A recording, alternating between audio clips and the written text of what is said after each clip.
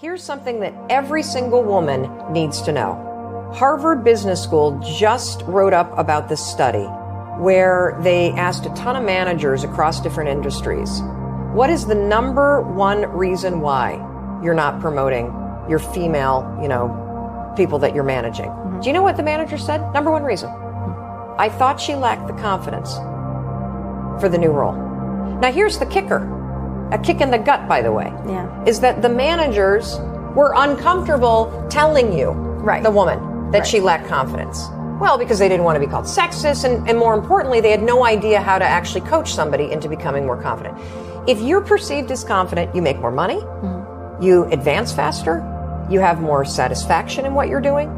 And the thing that I want every single woman on the planet to understand is that confidence is not a personality trait. You can be extroverted and talk a lot and have zero belief in yourself. That's how I used to be. Mm-hmm. I used to be the loudmouth, bossy person that didn't believe a word that was coming out of my mouth, didn't like myself, none of it. There are tons of folks that are insecure, that it's uncomfortable to talk into a meeting.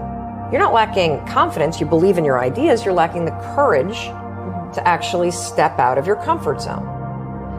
The one piece of advice that I want every single woman to know is that there are two kinds of work. There's visible work and there's invisible work. You only get credit for visible work. Visible work is how you behave in a meeting. Mm-hmm. That's a very, very important place to practice the skill of confidence. What do you do to practice the skill of confidence? Number one, stop taking notes and just take note. If you have an important meeting, I used to be a lawyer, and you need all the details, hit the memo transcribe thing on your phone. Let Siri take the notes for you. Then take that file, go straight to YouTube, make it a private file, upload it. You know what YouTube will do? Transcribe it. Transcribe it for free. Yeah. So now you got your notes. But I don't ever want to see you in a meeting like this. Not like this. Because what is that? You're in a visible place. Yeah. What you're projecting is that you're not part of the meeting. You're just there taking notes. Your physicality is bent over, so now your brain is focused on transcribing. I want you sitting back. I want you taking note about a few things, and then I want you to do something that may feel uncomfortable. 5, 4, 3, 2, 1. Do not leave a meeting without ever talking. Mm-hmm. Don't do it. It is a very visible place for you to be seen.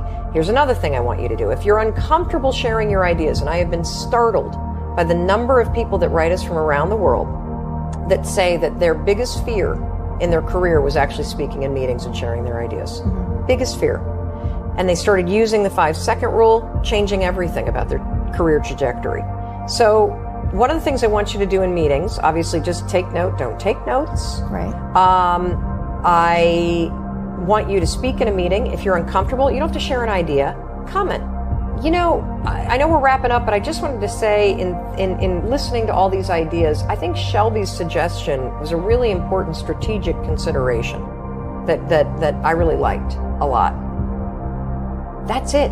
Right. Now, did you pick up on one word that I used? No. Strategic.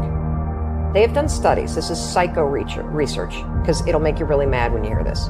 They've done studies where they coach women executives to use the word strategic in visible settings. Conversations with your bosses, how you behave in meetings, emails. Within 1 year of coaching women just to say the stupid word strategic. Right. Strategery. Yes. The annual reviews and the remarks for how executives are perceived as strategic contributors jumps dramatically. Simply by using the word. Here's another thing to pay attention to. Your emails. Are they to the point? Do you have the confidence to write an email that is to the point, or do you ramble and go all over the place and the I thinks and explain yourself? So the most important thing that you can develop and work on for yourself, particularly for women, is the skill of confidence. Pay attention to visible versus invisible work. Raise your visibility by practicing small acts of confidence. Use the 5-second rule to interrupt the habits of taking notes, of saying I'm sorry, of writing long-winded emails, of not elevating your ideas. Right. And you'll be surprised by what happens.